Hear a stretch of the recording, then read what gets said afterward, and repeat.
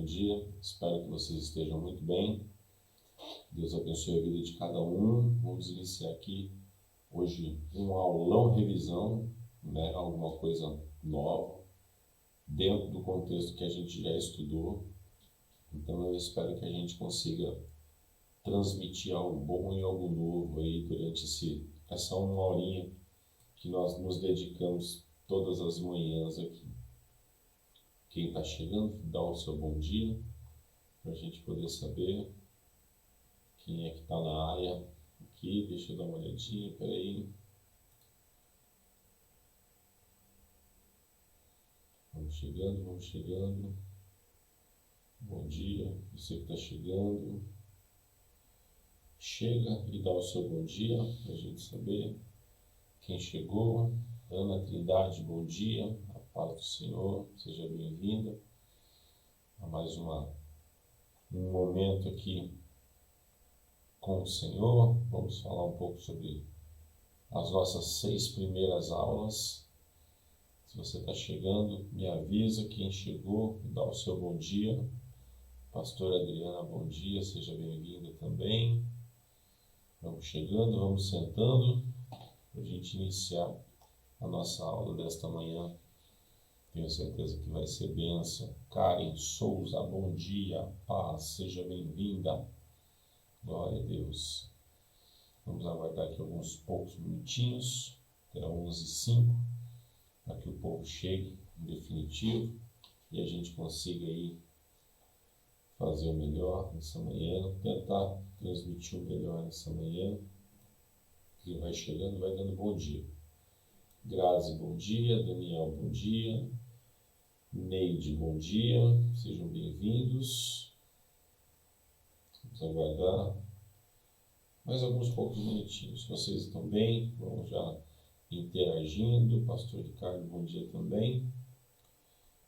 Vamos interagir um pouco mais. Gustavo, bom dia. Muito bom ter você aqui, meu irmãozinho. Você é bênção de Deus. Estão me ouvindo bem? Estão me vendo bem? Tudo sob controle hoje? Tranquilo? Dá um feedback aí. Sandra, bom dia. Deus abençoe você. Pastora Juliana, bom dia. A paz do Senhor para você também.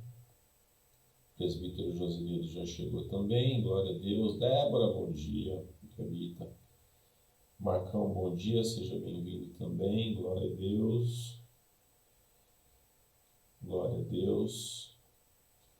Glória a Deus, glória a Deus, glória a Deus. O pessoal está fazendo as perguntas aqui no nosso grupo. Daqui a pouquinho a gente já vai entrar. Então, bom dia, seja bem-vindo. Paz do Senhor. Mais 2 minutinhos e a gente já vai iniciar aí o nosso aulão de revisão nessa manhã. Bom dia, meu querido. Seja bem-vindo. Eu pedi para que as pessoas que estão no grupo, Sandrinha, bom dia também, para que fizessem perguntas acerca de como, dessas 6 primeiras aulas, o que restou, né? Se tem alguma coisa, alguma dúvida, se a gente pode tentar discutir aí algo sobre essas 6 primeiras aulas, ok? Eu recebi aqui algumas perguntas no grupo de WhatsApp e se você quiser, deixa eu só explicar. No contexto das 6 primeiras aulas, tirar alguma dúvida, fazer alguma pergunta para a gente discutir, porque eu também não sou dono da verdade, nem dono da razão, defendo uma tese, defendo uma ideia e dentro dela eu vou te responder, né? Então, deixa aqui, você pode até responder aqui no Facebook mesmo, ou no WhatsApp, enfim, aonde você quiser. Eu recebi aqui 172 perguntas da Kelly, o Marcelinho também perguntou, eu acho que só os dois por enquanto. Só a Kelly aqui eu já tenho 5 horas e meia de aula para poder responder. Não estou brincando. Na verdade, assim, eu só vi aqui, Kelly, algumas perguntas, não sei se você está aí com o Daniel, estão no mesmo perfil, mas assim, eu vou te responder aquilo que nós já tratamos até hoje, né, nessas 6 primeiras aulas. O que não for objeto das 6 primeiras aulas, nós podemos tratar isso individualmente ou posteriormente, tá bom? Conforme a gente vai trabalhando as aulas, a gente vai respondendo isso, ok? Bom, tá aqui, pastor Eli também chegou, pastor Zé Luiz, Marleide, bom dia, sejam bem-vindos. 11 horas e 5 minutos, a gente já consegue começar.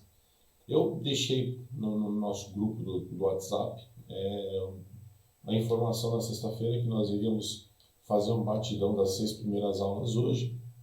E quem tivesse alguma pergunta, alguma dúvida, algo que não tenha ficado muito claro, para poder ou transmitir no grupo ou transmitir agora aqui, né? Então eu deixo aberto o nosso canal, eu quero interagir com você nessa manhã. Como as nossas aulas elas não têm interação, né? O online não tem interação, eu não estou fazendo pelo Zoom, eu estou fazendo pelo Facebook, talvez no futuro a gente faça pelo Zoom, que aí pelo menos a gente tem uma interação maior. Então, assim, as 6 primeiras aulas elas passaram sem nenhum tipo de, não vou dizer interrupção, mas sem nenhum tipo de observação por parte de vocês. A gente foi fazendo, eu fui falando e pum, terminou meio-dia, um abraço, obrigado, Deus abençoe, até mais tarde. Então hoje eu quero interagir um pouco mais com vocês acerca disso, para a gente saber até que ponto a gente está bem e até que ponto a gente não está, até que ponto a gente entendeu o que está acontecendo até hoje e até que ponto a gente precisa retomar algo para poder ultrapassar para as próximas aulas de uma forma sem qualquer tipo de dúvida, ok? Então, a gente falou sobre o que é escatologia, a gente já falou sobre a visão, os objetivos da escatologia, a gente já falou sobre os planos de Deus para a igreja, para Israel e para os ímpios, a gente já falou sobre o pré-tribulacionismo, o pós-tribulacionismo, a gente já falou sobre o meso-tribulacionismo. Semana passada a gente entrou muito mais profundamente sobre o que é tribulação. Então a gente está nesse primeiro momento aí, arrebatamento a gente já falou de bodas do Cordeiro, a gente já falou de tribunal de Cristo. Então dentro desse contexto é o que a gente vai trabalhar hoje. Então eu quero entender de você o que você tem dúvida dentro desse contexto ou o que você gostaria de observar acerca disso. Talvez você tenha lido algo, talvez você tenha visto algo. E é importante a gente poder fazer o quê? A gente poder dividir isso, né? E quando a gente divide isso, a gente resolve esse problema. A gente ultrapassa e resolve, ok? Então é muito importante a gente falar aqui. Então eu vou abrir o canal do nosso Facebook aqui agora. Bom dia, Valquíria, bom dia, Vera também. Abrir um canal para você fazer perguntas. Se você fez no WhatsApp, maravilha, show de bola, eu já vou trabalhar em cima disso. Mas se você não fez e quer fazer, entra aí agora no Facebook e já faz a sua pergunta ou já faz a sua observação para a gente poder ver como é que a gente pode lidar com isso e tratar isso, tá bom? Eu vou aqui dar uma ênfase nas perguntas que a Kelly mandou. E a primeira pergunta que ela mandou pode ser que seja a sua também, por isso que é importante eu ler e a gente tratar. O que pode nos fazer perder a salvação? O que pode nos fazer? Primeiro ponto, nós somos da linha do perder a salvação? Nós podemos perder a salvação? Porque hoje existe muito essa questão de, mas uma vez que Jesus me encontrou, eu não perco mais essa salvação. Uma vez que Jesus me conquistou, como ele diz que todos aqueles que Deus o entrega, ele jamais lançaria a mão fora dessas pessoas. Então, muitas teses hoje se desenvolvem, principalmente nas teses calvinistas ou mais tradicionais, de que uma vez que você recebe a Jesus e Jesus recebe você, acabou. Os seus pecados entristecem o coração do Espírito Santo de Deus em si, mas isso não afeta o bem maior da sua salvação. Essa é uma tese que a gente respeita, mas eu não comungo dessa tese, né? O que pode nos fazer perder a salvação? eu entro lá no que Paulo diz em Romanos 3, 23, Romanos 6, 23, anote isso, que é importante.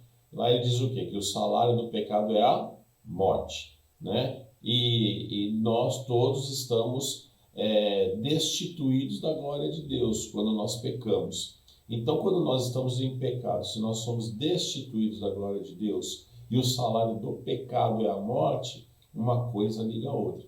O que eu quero que vocês lembrem é o seguinte, é uma coisa muito importante da gente saber. A Bíblia ela não pode ser interpretada de uma forma fechada. A Bíblia ela tem que ser interpretada de uma forma sistemática. A interpretação dela é sistemática, é axiológica. O que é axiológica? É valorada e ela é o que também? Contextualizada. Então, um versículo, muitas das vezes, não fala o que você quer que ele fale acerca de algo.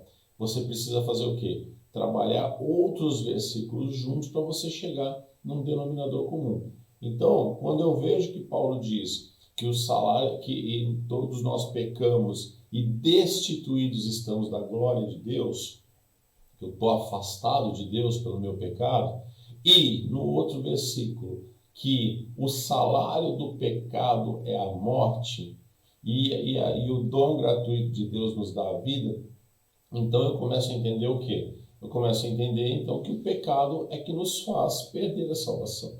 Jesus diz que aquele que perseverar até o fim alcançaria a coroa da vida, alcançaria a vitória, alcançaria a vida eterna.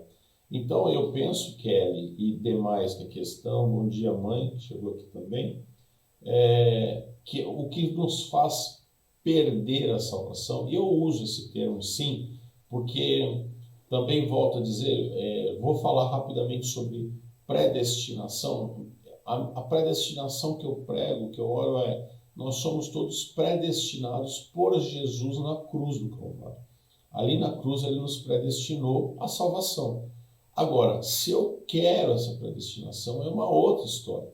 Né? Eu comungo da tese que nós temos sim livre-arbítrio para escolher se eu quero ou não quero Jesus. Ora, o fato dele ter morrido na cruz para me salvar não significa que eu vou ser salvo. Eu estou predestinado à salvação. Desde que, né, não é uma coisa absoluta. Olha, resolvi, ele morreu, estou salvo, acabou a história, não posso fazer o que eu bem entender. Não.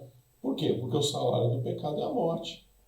O salário do erro, as iniquidades nos levam ao afastamento de Deus. E se eu estou afastado de Deus, como é que eu posso estar salvo?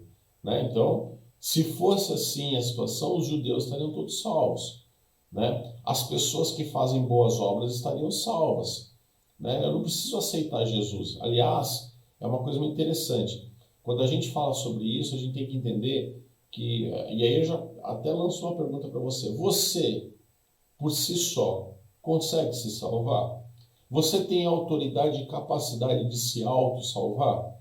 Responda aqui para mim. Responda. Para de ser quieto. Responde aqui para mim.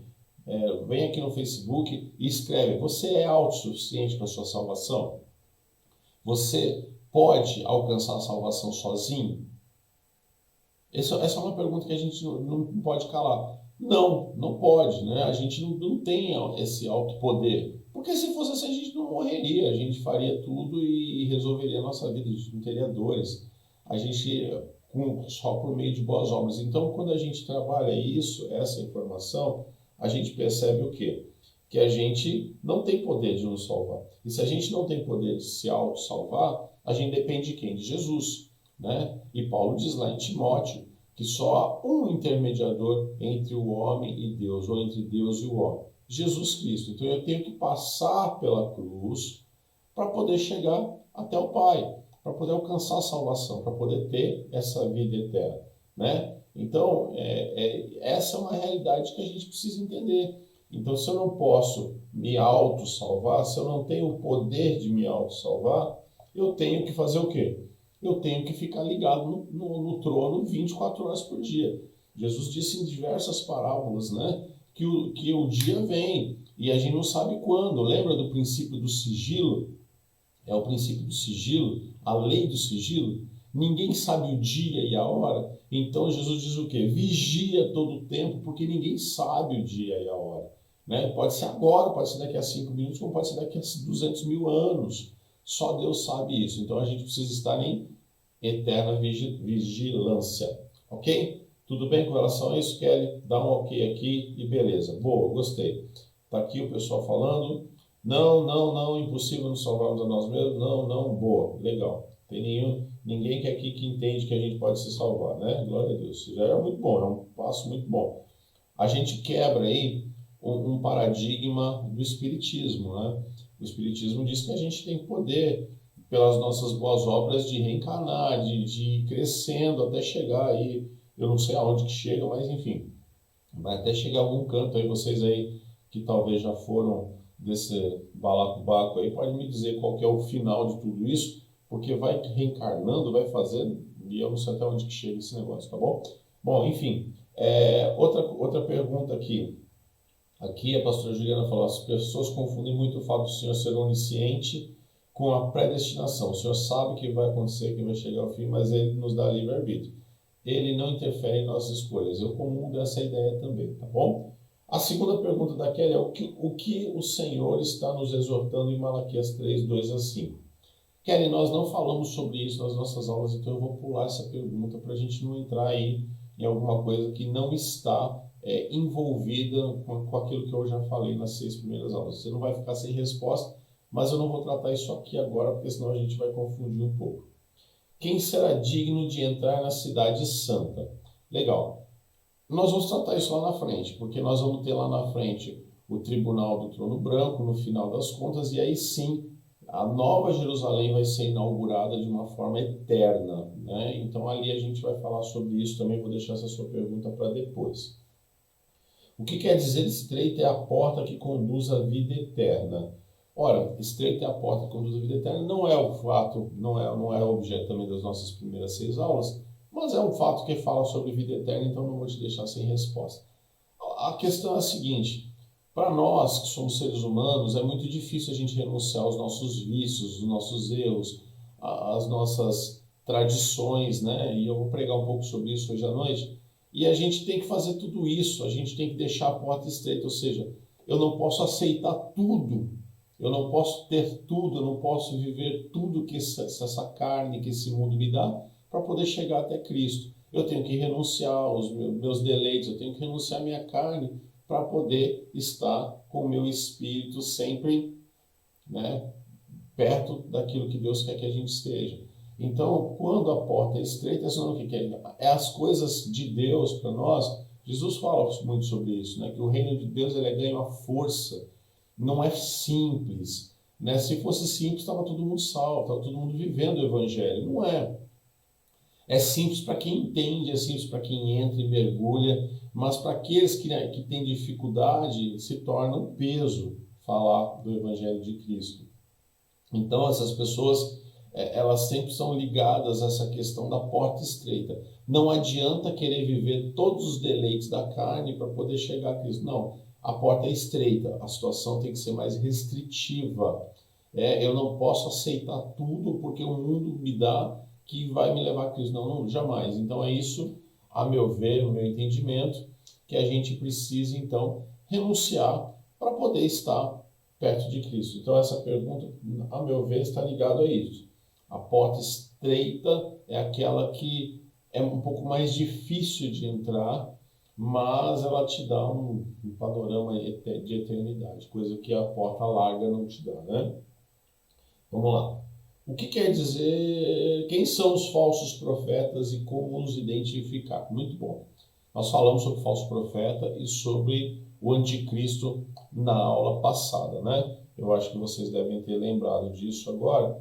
Agora vamos falar um pouco sobre isso. Quem é o falso profeta?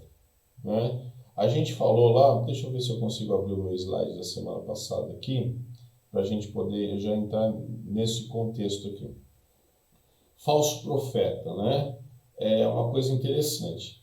Quem vai ser esse cara? A gente tem que lembrar que o diabo ele é sujo e imitão. Ele quer ter uma trindade também. Então ele tem Satanás, ele vai ter o anticristo e vai ter o falso profeta. Então a trindade maligna vai estar montada. Quando? A partir do momento que nós fomos arrebatados. Lembre-se, a visão desse curso, a minha visão, a visão da igreja pentecostal é que nós somos pré-tribulacionistas. Nós entendemos que nós não vamos passar pela tribulação, ok? Já falamos sobre isso também, já informamos sobre essa questão de por que os motivos bíblicos que nos levam a crer que nós não vamos passar pela tribulação. Já fundamentamos isso, então tem aí uma série de slides que dizem sobre isso. Então a gente precisa trabalhar dentro desse contexto pré-tribulacional. Então como é que a gente vai identificar isso? Quando quem é e como identificar o falso profeta? Na verdade não são falsos profetas. Quando Jesus diz falsos profetas, ele está dizendo de uma forma ampla que não está ligada à escatologia. Quando ele diz que existe, ou no Apocalipse diz o falso profeta, ou a segunda besta, né? Ali sim ele está dizendo sobre o falso profeta, sobre uma pessoa que realmente vai estar ligado, né, à terra, ao anticristo, para poder convencer aí as nações a se ligarem ao anticristo e poder se aliar, se filiar a ele, como se ele fosse a solução, né? Então a gente tem que pensar o seguinte: o falso profeta, talvez, eu não sei qual é a sua pergunta, se você está dizendo sobre os falsos profetas que Jesus falou que vão nascer, muitos vão falar, profetizar, e são falsos profetas, enfim, ou se você está falando do falso profeta apocalíptico, né? Os falsos profetas do mundo do dia a dia é simples. Nós que temos intimidade com Deus sabemos quem são os falsos profetas, né? As coisas que vêm sobre nós não nos traz paz. Então, se não nos traz paz, pode ter certeza que se Deus coloca no seu coração algo que não te traz paz, é sinônimo que você não está entendendo. Aquilo não é uma profecia, não é um profeta verdadeiro e legítimo de Deus. Então, esse é o primeiro ponto que a gente precisa identificar. Segundo ponto, as obras, né? O que essas pessoas têm feito, como elas têm chegado, o que elas têm pregado. Então, tudo isso vai levar aí a uma falsa profecia ou uma profecia real. Então, a gente precisa identificar bem isso, trabalhar em cima desse contexto. Sempre contextualize, né? Porque às vezes uma pessoa recebe uma profecia, mas não aconteceu na minha vida, o cara é um falso profeta. Não. Muitas das vezes a profecia não se cumpre, ela não exorta, ela não consola, ela não edifica. Por quê? Porque a pessoa tem resistência em receber, porque a pessoa não confia, porque a pessoa não quer, né? Uma profecia nem sempre não cumprida, não é proferida pela boca de um falso profeta. Uma profecia não cumprida significa às vezes que pode haver uma resistência de quem está recebendo aquela profecia. Lembra? Nós temos livre-arbítrio. Nós podemos decidir, escolher o que nós queremos para a nossa vida ou não. Eu quero, e até mesmo a Kelly receber uma palavra, e Deus tem falado algumas coisas lá na igreja sobre isso, e com algumas pessoas, e aí você fala, peraí, mas não aconteceu na minha vida, tudo aquilo que foi falado não está acontecendo. Ora, eu não estou culpando as pessoas, né? Mas assim, a gente tem que entender que muitas das vezes nós mesmos desconfiamos das profecias que recebemos.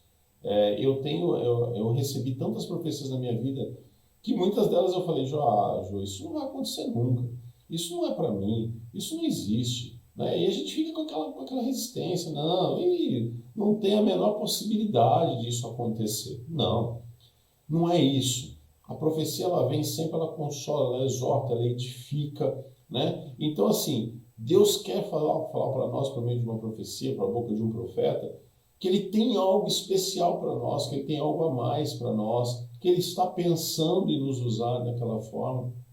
Então, o cumprimento dessa profecia depende muito de nós. Então, a gente tem que identificar muito isso, né? A gente tem que contextualizar isso. Eu tenho paz.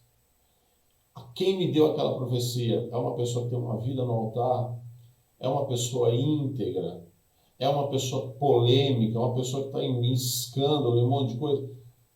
A gente tem que tomar cuidado com isso, né? A falsa profecia está muito ligada ao que a gente entende daquela pessoa. Muitas vezes Deus usa uma pessoa para falar alguma coisa, Deus usa um jumento para falar, né? Então, assim, Deus não está preocupado em saber como vai chegar essa profecia até você. Pode ser até pelo homem do pecado. Ele pode usar. Ele não usou os assírios em determinadas circunstâncias. Ele faz o que ele quer, na hora que ele quer, como ele quer, entendeu? Ele não endureceu o coração do faraó para o povo não fugir do Egito.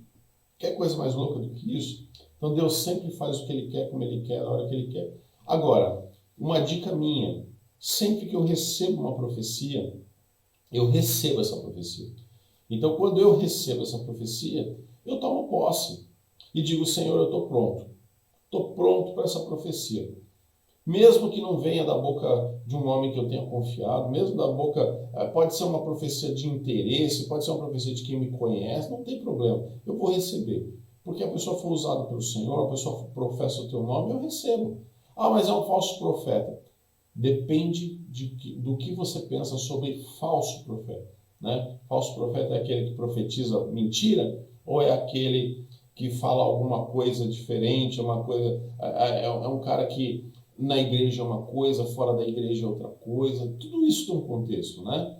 Agora, entrando no contexto do falso profeta apocalíptico, a gente tem que entender que esse cara, ele vai vir para ser coluna do anticristo. O anticristo, ele tem um poder político, uma autoridade política e espiritual, e o falso profeta vai ser a coluna espiritual dele, né? E a gente falou até na aula passada sobre isso, que esse cara, ele tem uma possibilidade muito grande de ser judeu.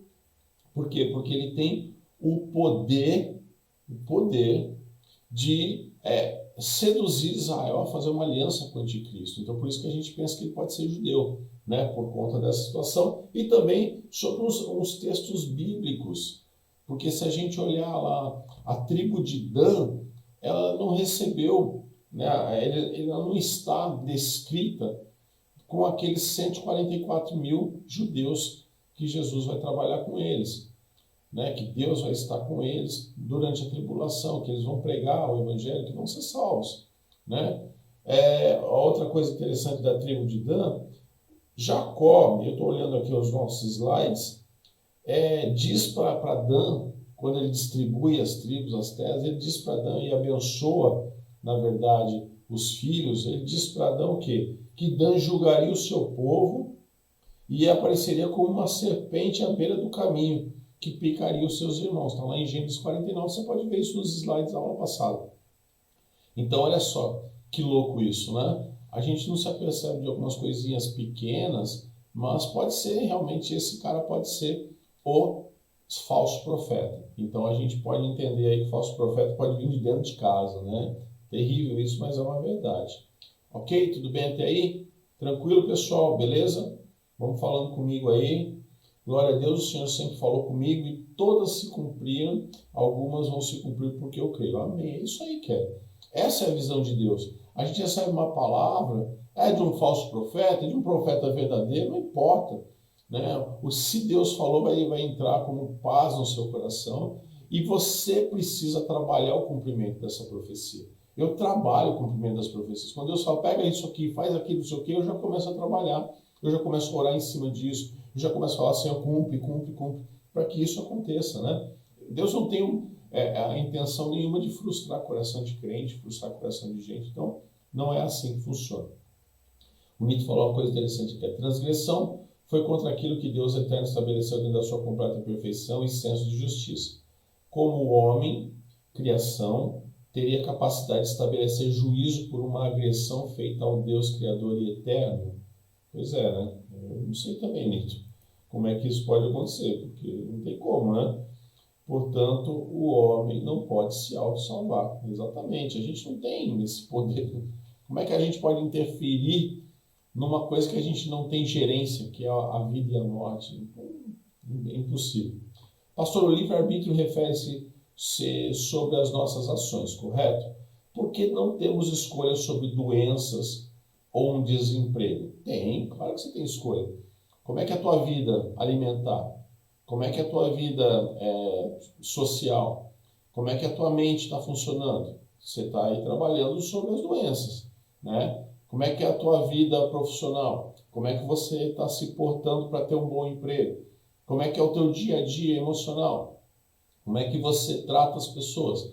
Tudo isso faz parte de um contexto físico em que a gente, com o nosso livre-arbítrio, a gente pode mudar isso, né? A gente pode fazer a coisa acontecer.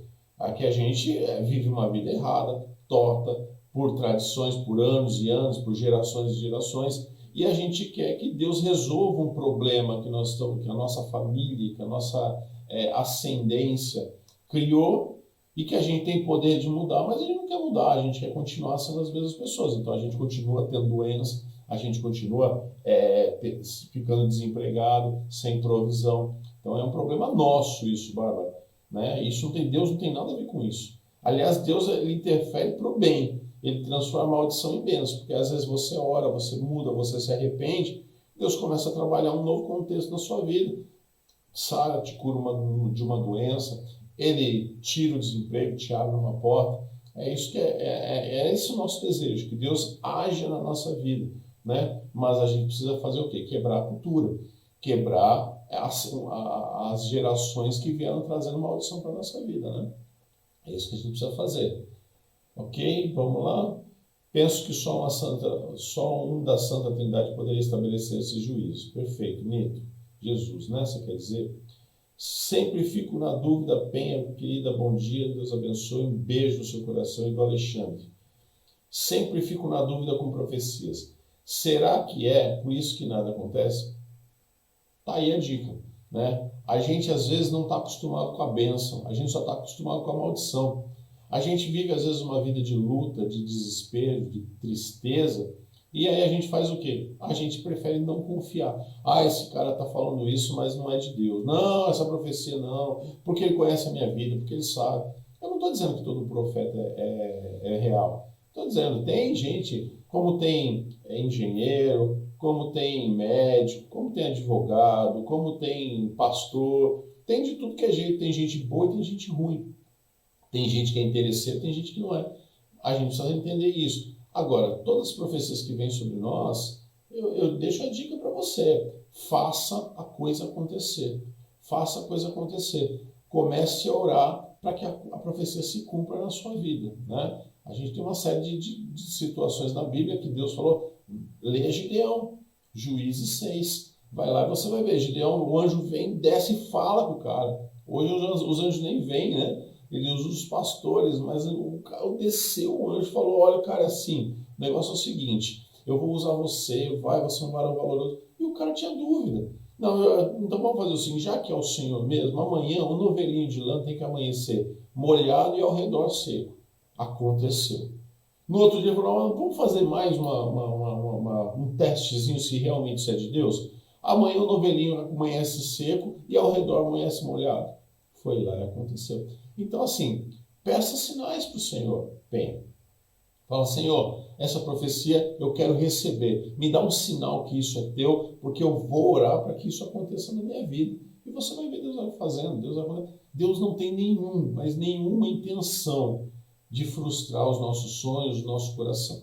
Ele só quer que a gente tenha uma vida com Ele. Uma vida de porta estreita, como disse a Kelly lá atrás, né? Ok? Bom, seguindo aqui, as dúvidas do Facebook. Então aqui eu creio em profecia porque tenho muita experiência na minha vida, Deus sempre falou comigo. Perfeito, eu também creio muito. Deixa eu ver mais uma dúvida aqui no WhatsApp. Sem mim nada podeis fazer, porque o Senhor disse isso. Eu acho, assim, não é o contexto da nossa aula, mas assim, tudo contextualizado com o que a gente já está falando. Se a gente tem total dependência de Deus sobre a vida e a morte, se Ele nos dá o livre-arbítrio, Ele diz, escolhe, pois a bênção, porque você vai ser melhor. Ora, por que a gente tem que fazer tudo por meio dele? Ele mesmo diz, Jesus disse, quando eu for embora, ore em meu nome, tudo peça em meu nome. Por quê? Porque tudo, a gente tem que passar, tudo que vem sobre nós é provisão de Deus. Né? Tem gente que é obra do acaso, né? O dia a dia é obra do acaso, mas a minha vida não é obra de acaso, a minha vida é obra de Deus. Então tudo eu tenho que passar por Ele, né? Eu tenho que fazer por meio dele. E assim sendo, e assim que eu tenho sido abençoado, assim que eu tenho vivido o melhor de Deus, né? Deixa eu ver. Tá, aí tinha um complemento, sendo que o homem toma suas próprias decisões.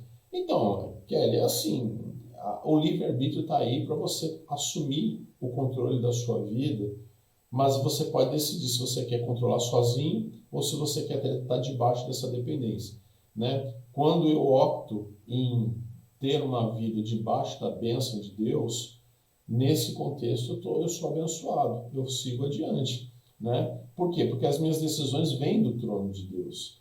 Eu estou ligado no trono de Deus. Eu peço direção de Deus para assinar um contrato. Eu peço direção de Deus para mandar um processo. Eu peço direção de Deus para fazer uma audiência. Eu peço direção de Deus para fazer um acordo. Eu peço direção de Deus para tudo. Por mais que eu tenha experiência profissional, por mais que eu já tenha vivido muitos momentos profissionais, por mais que eu saiba fazer o que eu faço na minha vida muito bem, por mais que eu tenha mais de 10 anos, 15, quase 15 anos de profissão, eu continuo dependendo de Deus, né? Então, eu tomo as minhas decisões, mas sempre com base no início da sua pergunta 6 aqui, que sem Ele eu nada posso fazer. Por mais que eu seja, em tese, um bom profissional, eu faço tudo com base no que Ele quer. Eu peço perdão para minha esposa todas as vezes que eu erro, e olha que eu peço, e olha que eu erro, e ela fala de novo, né? Eu falo, mas vou fazer o quê? Né? O que eu não vou é ficar sem falar contigo, o que eu não vou é fazer. Então, eu sempre estou debaixo dessa dependência. Essa é a verdade. Por isso que eu faço tudo por meio dele, né?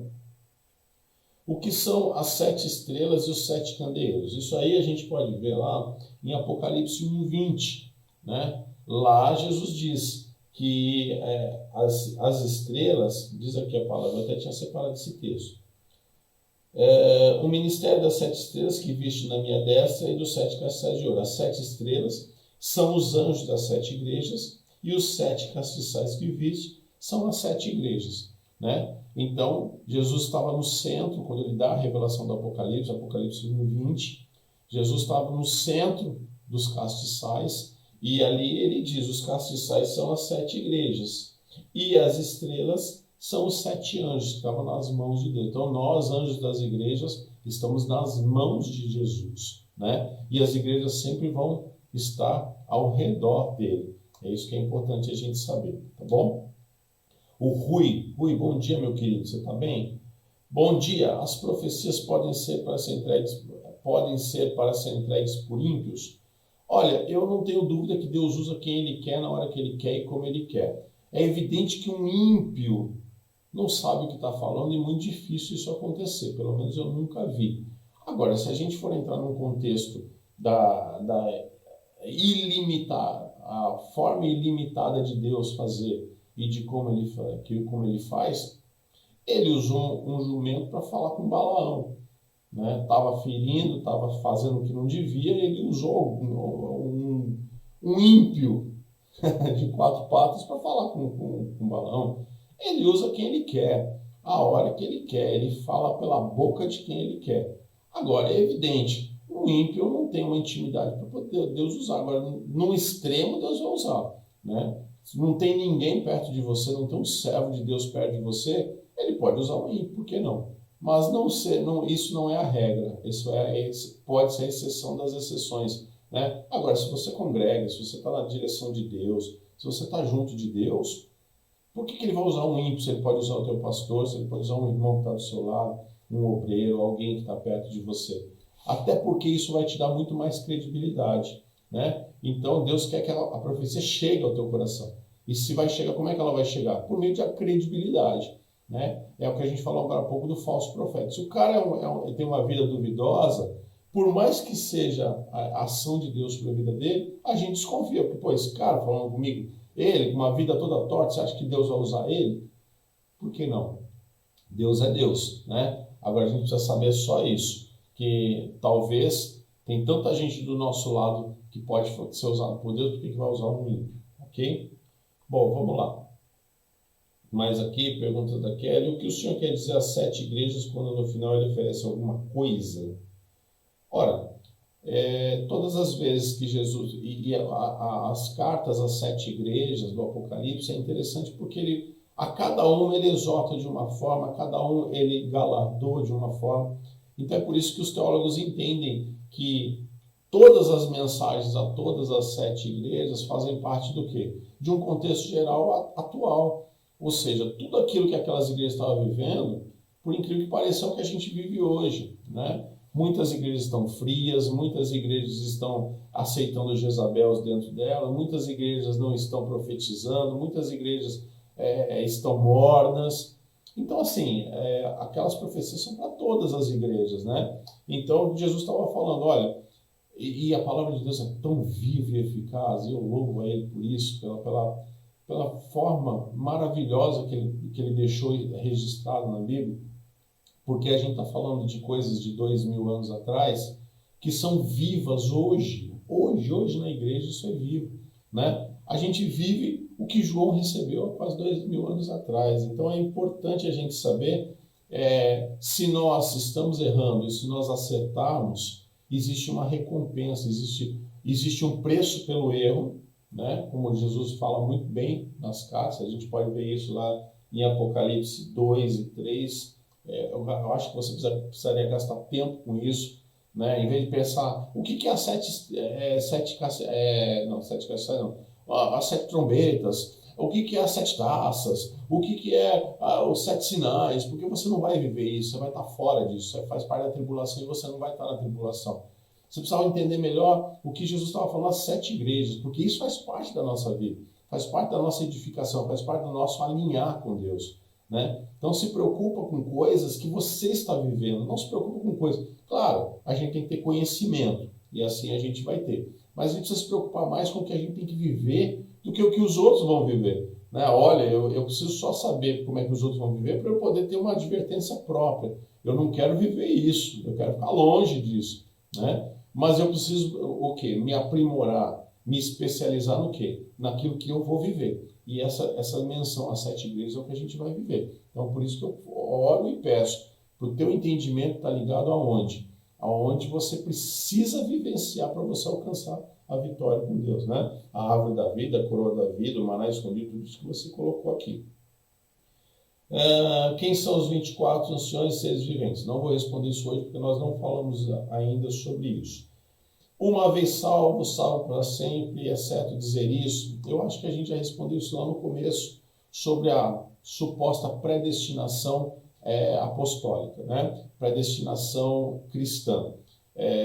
Uma vez salvo, salvo para sempre. Isso é uma frase, como é que eu posso dizer? Uma frase que é usada pelos pentecostais para dizer sobre os tradicionais, sobre os calvinistas. Não é bem isso, não é bem esse termo que eles usam, isso é um termo um pouco mais pejorativo, vou dizer assim, que se tornou um termo pejorativo, né? Porque, independente das circunstâncias, a gente precisa entender o seguinte: então quem crê nisso vai morrer e não vai para a eternidade?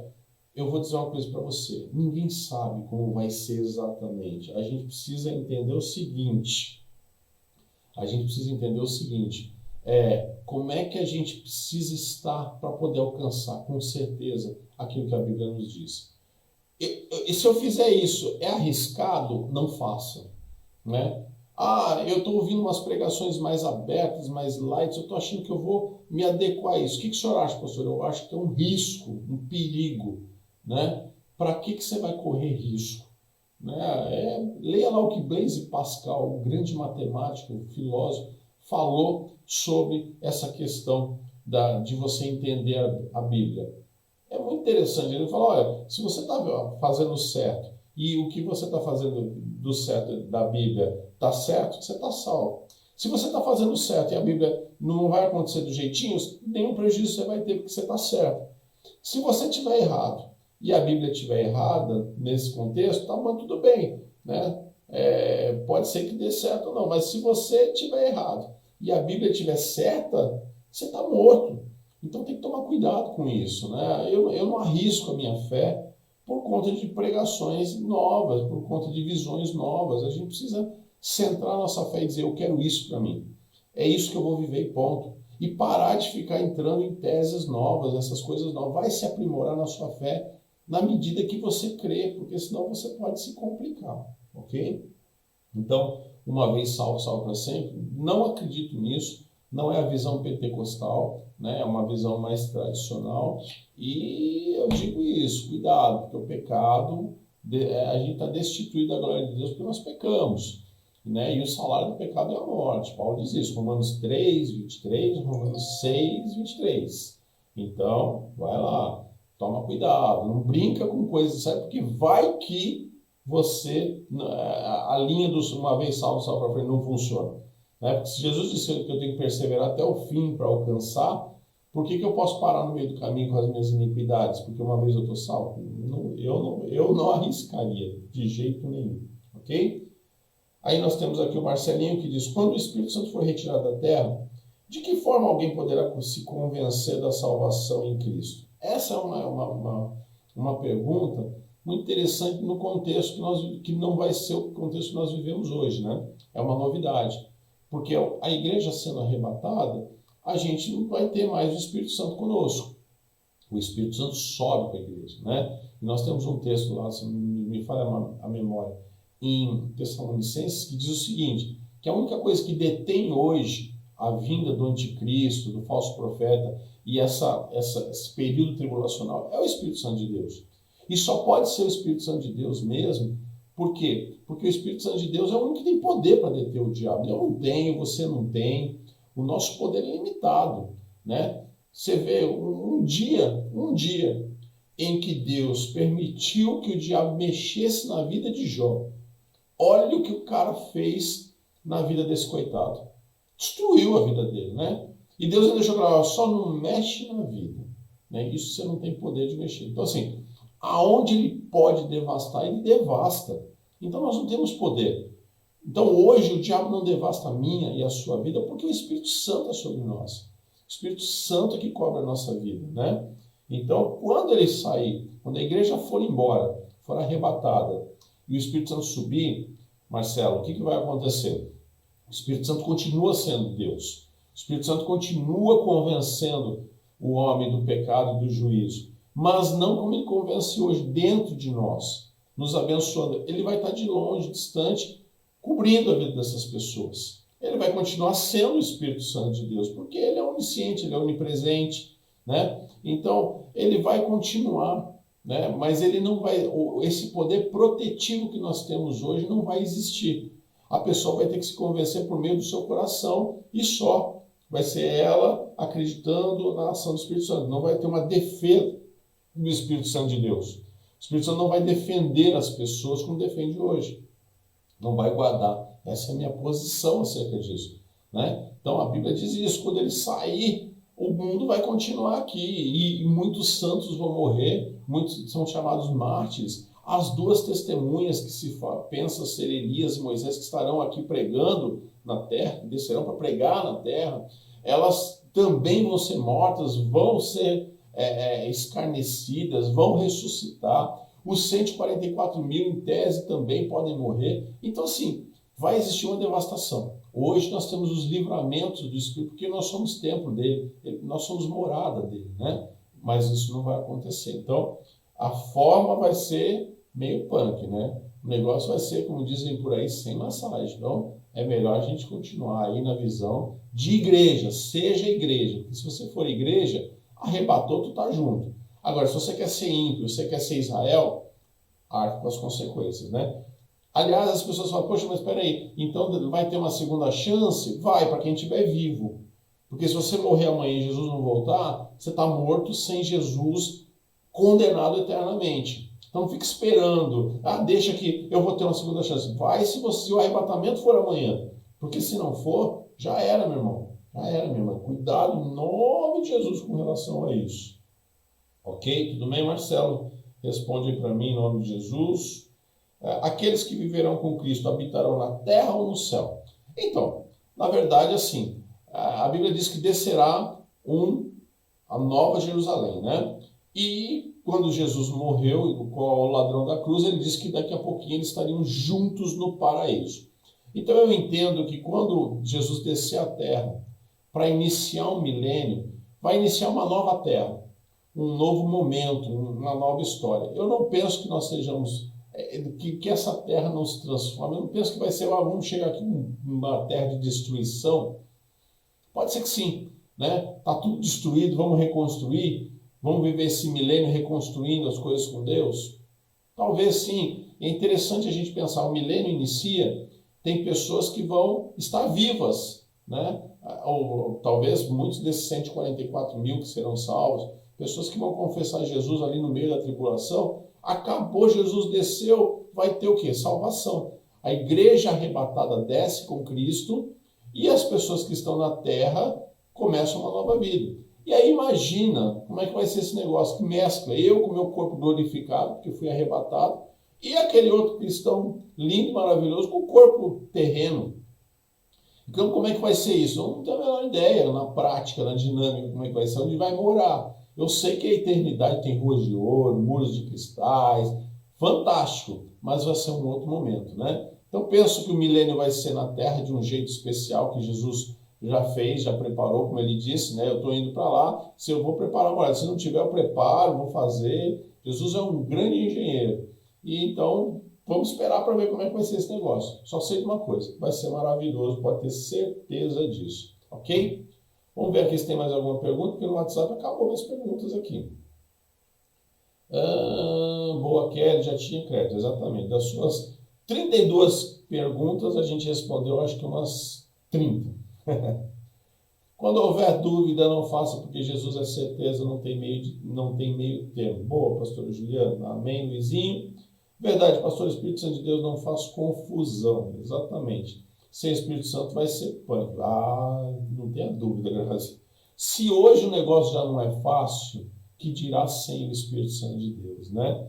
Já imagina como vai ser esse negócio aqui. Deus, olha, eu não vou...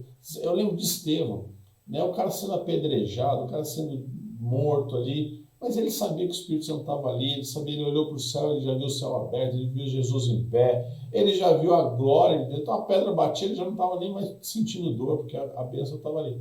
Agora, essas pessoas que estão na terra, sem isso, vai ser complicado. Não arrisca não, meu irmão.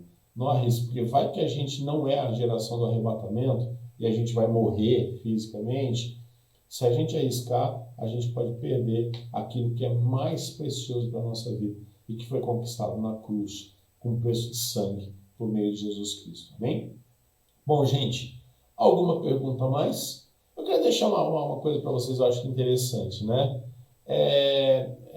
Interessante a gente lidar, eu tenho aqui 8 minutos ainda, uma coisa que me toca muito, que muitas pessoas não entendem, é sobre o período e os anos da humanidade. Eu sei que isso não tem muito a ver com a nossa matéria aqui, mas de certa forma contextualizando sempre existe. A gente nunca sabe quantos anos tem a Terra, quantos anos tem a humanidade, né? Tome cuidado com isso. Não sei porque Deus está mandando falar isso para você, mas às vezes isso pode ser um ponto de dúvida e um ponto em que você às vezes fala, essas coisas aí, o mundo será que tem 5.000 anos? Os judeus estão comemorando 5.800 e alguma coisa. Será que é isso mesmo? E Jesus, como é que é? Deus fez o mundo em 7 dias. Será que aquelas pessoas viviam 600 anos? A gente tem que lembrar o seguinte, tome cuidado com essa questão, porque já tem, às vezes, estudos que diz que Jericó, que é uma das cidades mais velhas do mundo, tem mais de 10.000 anos. E você fala, mas pera, se a humanidade tem 5, 6 mil, como é que Jericó tem 10.000? Então tinha gente antes, Deus criou depois. Entenda uma coisa, tem muita gente que confunde essa questão, porque a gente avalia anos, dias e meses, que a Bíblia diz, como os nossos anos, nossos dias, nossos meses de hoje. E a gente tem que lembrar que nós temos um calendário que não é um calendário que iniciou a humanidade. O nosso calendário foi criado depois, né? E foi muito, se a gente falar em domingo, segunda, terça, quarta, se a gente falar em agosto, setembro, outubro, a gente está vendo que os romanos, eles homenagearam agosto com Augusto, que era o imperador. Eles homenagearam seus imperadores e criaram esse calendário gregoriano. Então a gente quer que o ano de 365 dias de hoje valha para Adão, valha para Noé, e nem sempre é. né? A gente tem que entender que a Bíblia foi escrita lá atrás e os anos eram diferentes. Eu não vou entrar no contexto de qual era o ano certo ou não, mas a gente tem que tomar cuidado com isso. Então, presta atenção, porque às vezes você ouve do dinossauro e fala o dinossauro não existiu, porque o mundo tem 5.000 anos. Calma, não entre muito nesse contexto. Vai ler um pouco mais sobre isso, tá bom? Isso pode confundir um pouco, mas também pode tirar muitas dúvidas da tua mente. Deixa eu só terminar que apareceu aqui mais uma pergunta da Valquíria. Pastor, quem morreu sem salvação? Ressuscita no julgamento, mas enquanto isso o espírito fica como? Está dormindo, né? Na verdade, ele vai ressuscitar só lá no final do milênio. Se a gente vê lá no último slide, eu acho que a gente tem uma disposição daquele gráfico. E aí você vai ver lá no finalzinho do milênio, depois de 1000 anos com Cristo, Satanás é solto de novo. Isso vai ser objeto das nossas próximas aulas.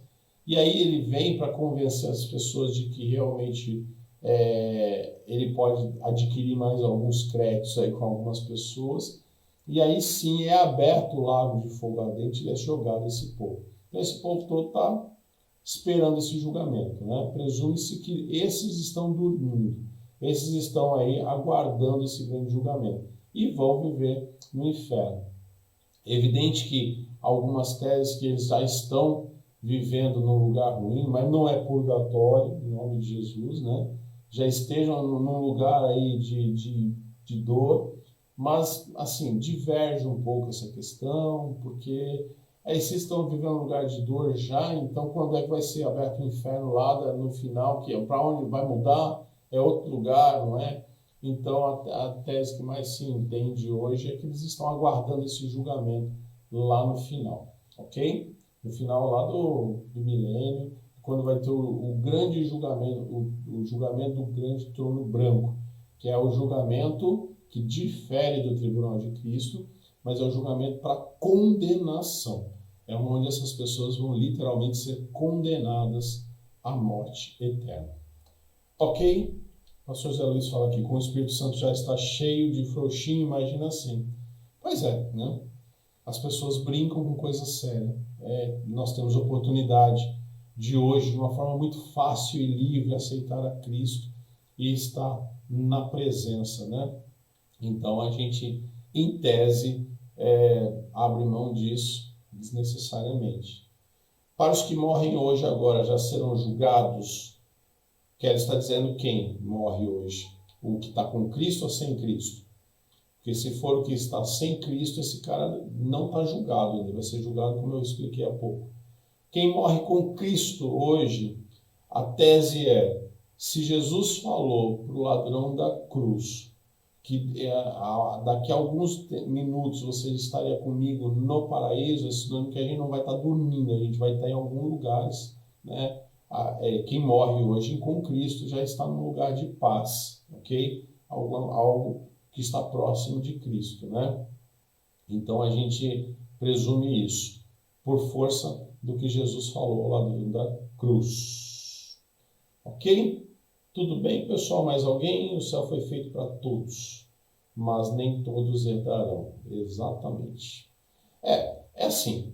Terminando, quero dizer para você, Jesus disse que o inferno é feito para Satanás e seus anjos. Para isso que foi feito o inferno, para isso que Deus preparou o inferno. Mas como nós temos livre-arbítrio, tem muitos de nós que gostariam de fazer parte disso, porque a gente acha que, coitadinho de Satanás, o demônio vai ficar sozinho lá, não. Deixa eu ir lá trabalhar com ele. Tem gente já que está vivendo um evangelho tão solto hoje em dia que daqui a pouco está evangelizando Satanás já, né? Mas existe uma condenação para ele e não tem como evangelizar.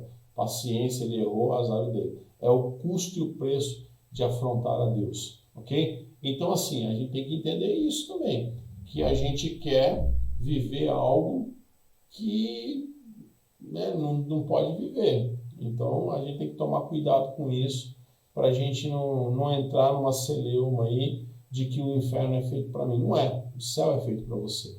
Mas se você quiser escolher, você vai poder entrar no inferno também, né? Eu espero que não. Queridos, show de bola nosso bate-papo de hoje aí.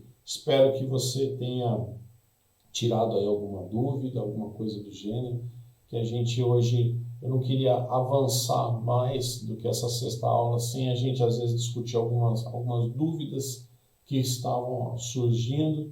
Então agora a gente está mais amadurecidinho, né? Louvo a Deus por você que já tenha apresentado aí os seus trabalhos, ou seja, você tem assistido e tem exercitado a matéria, então vai ficar um craque para poder daqui a pouquinho dar um curso de escatologia aí para a sua família, para os seus parentes, falar para eles, se arrepende, porque o negócio vai ser feio. Amém? Beijo no seu coração, Deus abençoe você, te espero hoje à noite, às 19 horas, ou online, ou presencial na igreja, para mais um culto de adoração a Deus, tá bom? E amanhã às 11 horas nós estaremos no Instagram da Rede de Fé, orando pela tua vida e profetizando mais uma semana de vitória. Um beijo no seu coração, que Deus te abençoe. Essa aula fica gravada, esse bate-papo nosso fica gravado. Depois tem alguma dúvida, alguma coisa, volta lá a ver. Todas as aulas estão lá no Facebook, você pode usufruir disso. Te amo em Jesus, Deus abençoe.